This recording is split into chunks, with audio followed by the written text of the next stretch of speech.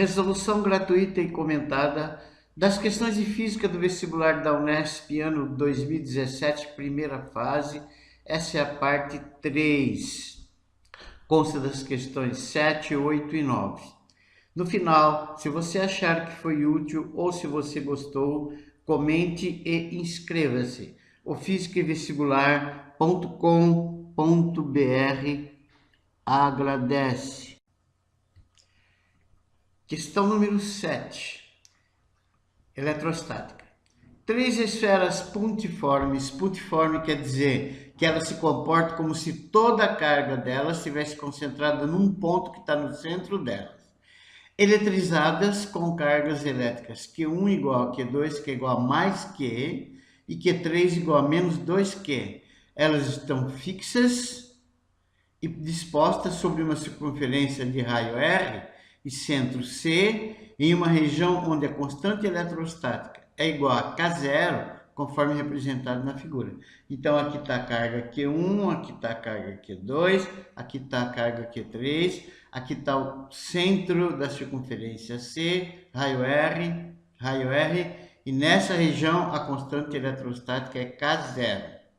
Considere VC o potencial eletrostático e EC o módulo do campo elétrico no ponto C, devido às três cargas. Então, ele quer os valores de VC e EC são, respectivamente.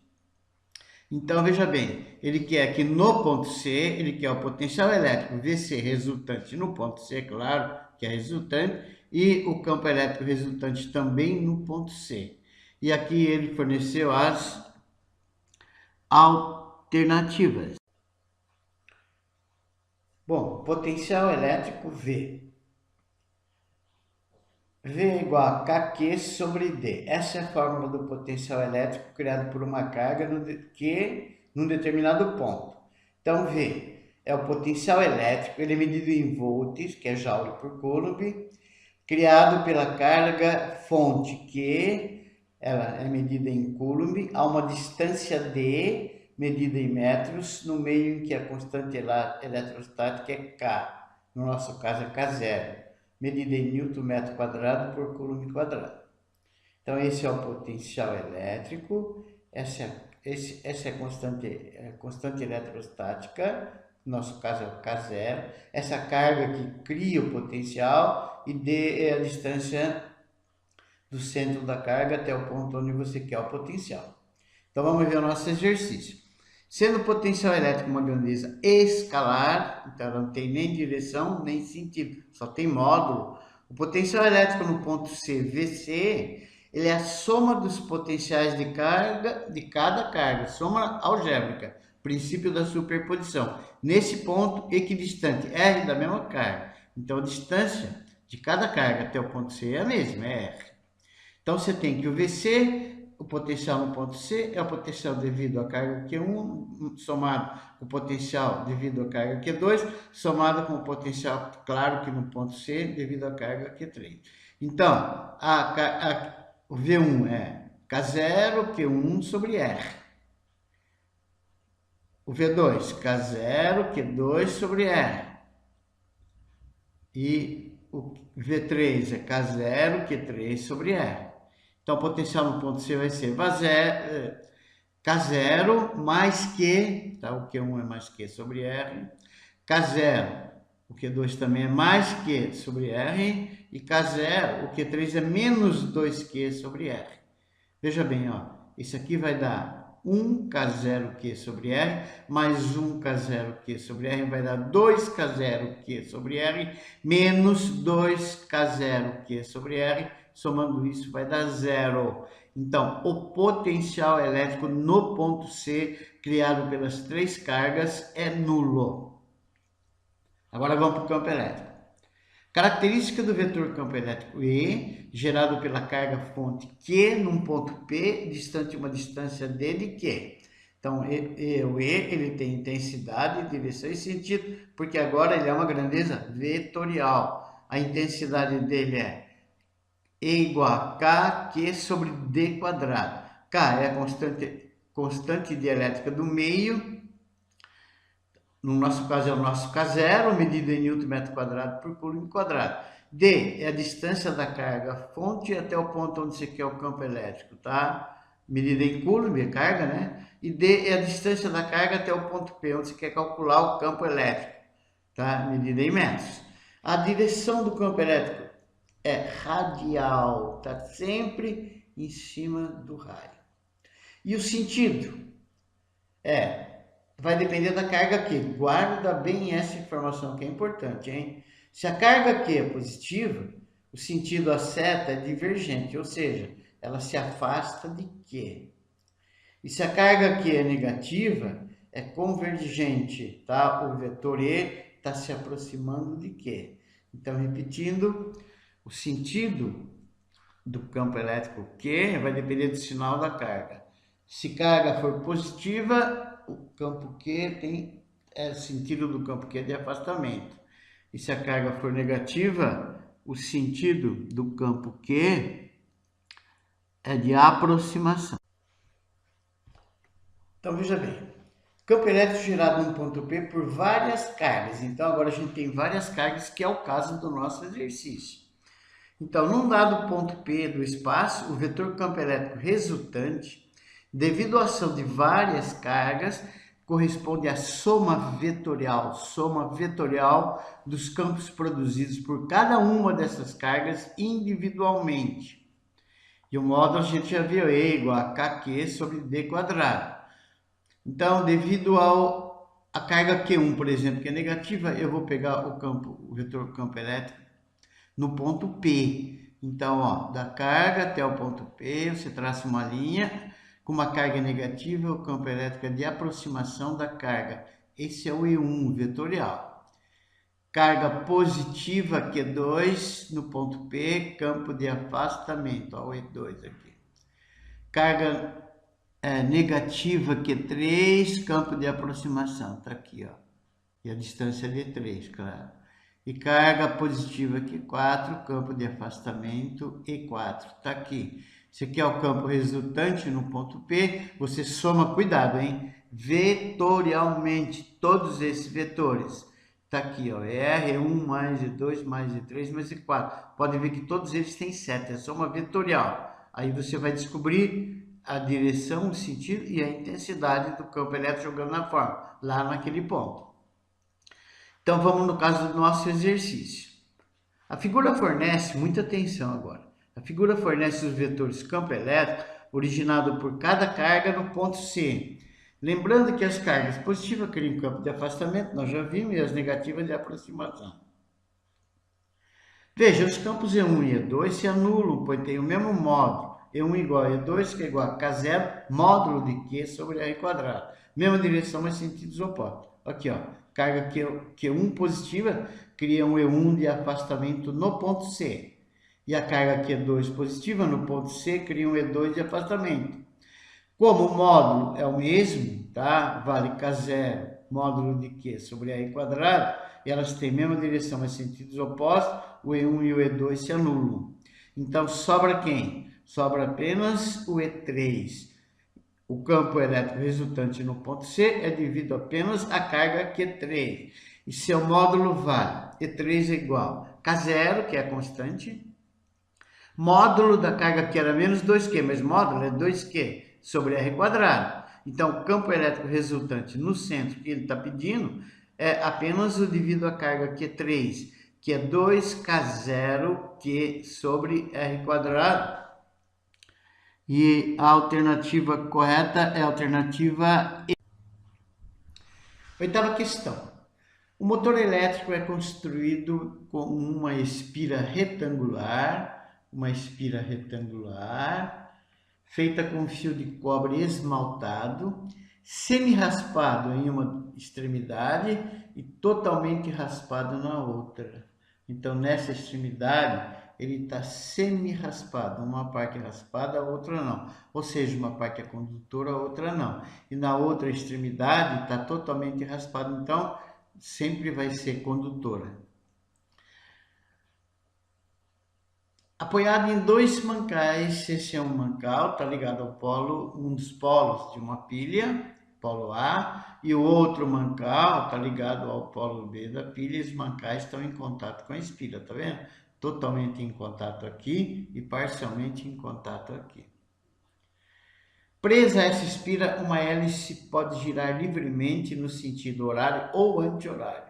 Então aqui está a hélice presa na espira, ela pode girar nesse sentido ou nesse. O ímã é fixo à pilha com um dos seus polos magnéticos X voltado para cima. Então, essa daqui é a pilha, esse é o ímã, tá vendo?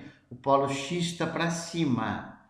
E esse polo X voltado para cima, ele cria um campo magnético que é responsável pela força magnética que atua sobre a espira, conforme está aqui na figura, tá vendo? Então, aqui está a espira, polo X do ímã voltado para cima, ele origina um campo magnético que vai atuar sobre essa espira. Então, se A for um polo, A é da pilha, tá? Se A for um polo, se é da pilha, tá? Ou positivo ou negativo, e B é um polo da pilha, negativo ou positivo, X um polo, é ímã, né? Norte ou sul. Dado um impulso inicial na espira, ela mantém-se girando no sentido horário ou anti-horário. Assinale a alternativa que completa, correta e respectivamente as lacunas do texto, e aí estão as alternativas. Informações para a resolução do exercício. Primeira coisa que tem que saber é o sentido do campo magnético B criado pelo ímã. Se você tem o polo norte de um ímã e o polo sul, guarda bem essa informação. O campo magnético B, por convenção, o sentido dele é sempre do polo norte para o polo sul. Então, B está sempre orientado do polo norte para o polo sul. Sai do norte e chega no sul. O campo magnético B, originado por um ímã, é dirigido do polo norte para o polo sul. Agora, vamos ver como você calcula a direção e o sentido da força magnética F sobre o fio. Então, a direção e o sentido da força magnética são fornecidos pela regra da mão esquerda. Veja a figura, onde o dedo médio indica o sentido da corrente elétrica. Tá vendo? Esse é o polegar, esse é o indicador, esse é o médio. Então, eu peguei esse fio aqui para você entender, tá vendo?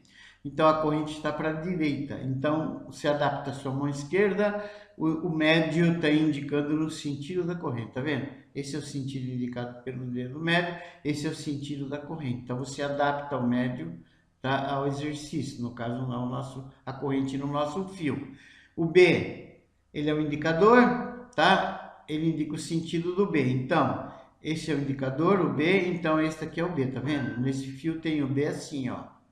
Eu adaptei o B, o indicador, para esse B aqui. E nessas condições a força magnética está para cima, o polegar indica a força magnética. Então, regra da mão esquerda, o médio indica o sentido de I, a direção do sentido de I.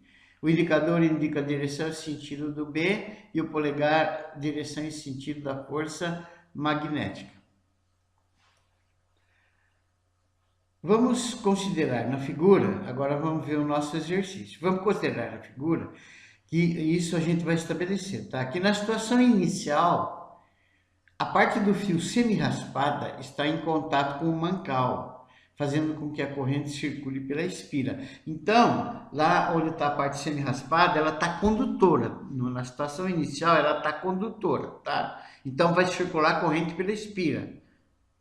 Considerando também que o polo A da pilha seja negativo e o B positivo, então guarda bem, nós estamos considerando o polo A da pilha negativa e o polo B positiva. Então a corrente elétrica pela pilha irá circular no sentido indicado na figura, ou seja, a corrente elétrica sai do polo positivo e se dirige ao polo negativo. Então, o polo A da pilha está negativo e B positivo.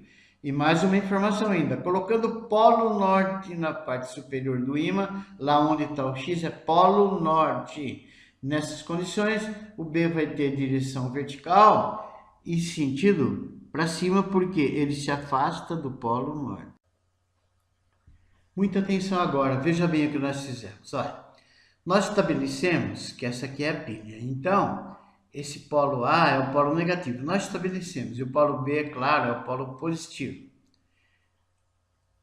Estabelecemos que o ímã está aqui e o polo norte está do lado de cima. Se o polo norte do ímã está do lado de cima, a gente sabe que o campo se afasta do polo norte. Então, em toda essa região que está a espira, o B é vertical e para cima. Então, a gente tem em todos esses pontos aqui o B é vertical e para cima. Então, primeiro, o sentido do B, a direção e sentido do B já está determinado. Agora, veja bem, vamos estabelecer o sentido da corrente. A gente sabe, se o polo A é negativo e o B é positivo, a gente sabe que a corrente sai do polo positivo e vai para o polo negativo. Então, acompanhe aqui comigo bem devagarzinho na ponta da seta, tá vendo?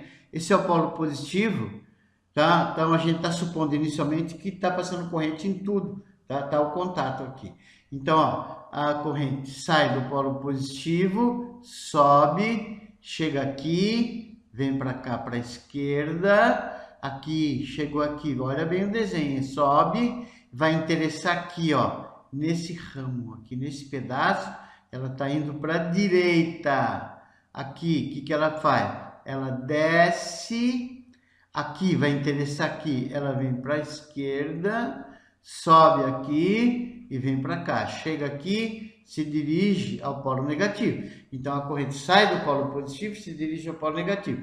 Então, em cada pedaço da espira, nesse trecho aqui, a corrente está para lá, né? Nesse sentido, vamos por aí, para a direita, vai, está para a direita, nesse aqui está para a esquerda, aqui desce e aqui sobe. Então, veja bem, eu refiz o desenho para você entender aqui, ó, o campo magnético B está para cima, nesse trecho a correntinha está para cá, nesse trecho a correntinha está para cá. Aqui a correntinha desce, aqui ela sobe, tá? Então, veja bem, eu peguei esse trecho aqui e apliquei a regra da mão esquerda. Muita atenção, ó, na parte de cima, regra da mão esquerda nesse pedaço aqui, ó, nesse. B, para cima, é o indicador. Então, pega a sua mão esquerda e adapta, tá? Indicador B para cima. Adapta o seu médio I para lá, como se estivesse penetrando na folha. Ó, o seu dedão polegar F vai estar para a direita. Então, em todos os pontos desse pedaço, desse fio, desse trecho daqui até aqui, a força magnética, ela está puxando para a direita. E na parte de baixo, onde o I tem essa direção e esse sentido aqui, o B é o indicador, continua para cima. O médio I adapta a sua mão esquerda para cá. Veja bem para onde vai indicar seu polegar, para lá, para a esquerda. Então, se a força no ramo de cima puxa para a direita e a força no ramo de baixo puxa para a esquerda, ela vai tentar girar no sentido horário. Então, veja bem. Utilizando a regra da mão esquerda nos ramos superior e inferior, você verifica que as forças que agem sobre a esfera fazem ela girar no sentido horário e a alternativa correta é a alternativa E. Aí eu tenho duas observaçõezinhas para você, tá?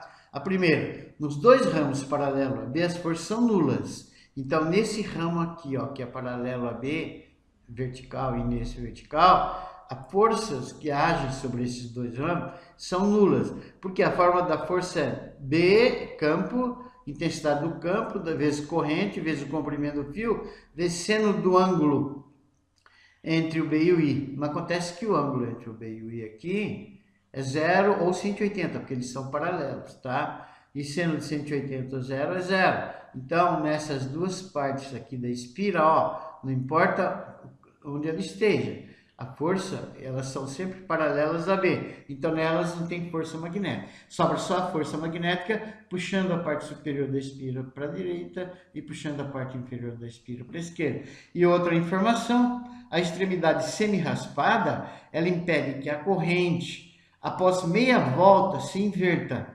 E se a corrente inverter depois de meia volta, vai inverter as forças que agem na espira, impedindo o giro dela no sentido horário. De qualquer maneira, a alternativa correta é a alternativa E. Nona e última questão. 3 cubos laranjas idênticos e 3 cubos azuis idênticos estão equilibrados em duas balanças de pratos, essas duas, também idênticas, conforme indicam as figuras, SS.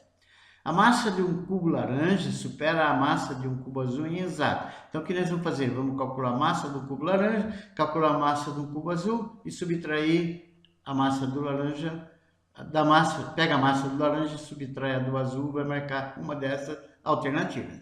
Então, o que nós vamos fazer? Vamos denominar de ml a massa de cada laranja e de MA a massa de cada cubo azul. E como a balança está em equilíbrio, o que a gente vai ter? Balança da esquerda, olhe no prato da esquerda, duas massas azul mais uma massa laranja é igual a 2 kg. Está aqui, equação 1. Na balança da direita, uma massa azul mais 3 é igual a 2 massas laranja. Essa é a equação 1, essa é a 2. Nós vamos isolar a massa azul em 2 e substituir em 1. Então, a massa azul vai ser 2m laranja menos 3. Então, 2 vezes, no lugar do MA, eu ponho 2m1 menos 3, ml mais ml é igual a 2. Então, distributiva 4ml menos 6 mais ml é igual a 2. 5ml igual a 8, ml igual a 8 sobre 5, ml igual a 1,6 kg. Essa é a massa de um cubo laranja. Agora, jogando na outra equação, aqui, tá? Por 1,6, vai ficar 2 massa azul mais 1,6 igual a 2. Então, a massa azul vai ser 0,4 sobre 2. A massa do cubo azul vai ser 0,2 kg. O que ele quer? Ele quer a massa de um cubo laranja supera a de um cubo azul, ou seja, vamos subtrair, tá? Então, a massa do laranja menos a massa azul vai ser 1,6 menos 0,2, que vai dar 1,4 kg. E a alternativa correta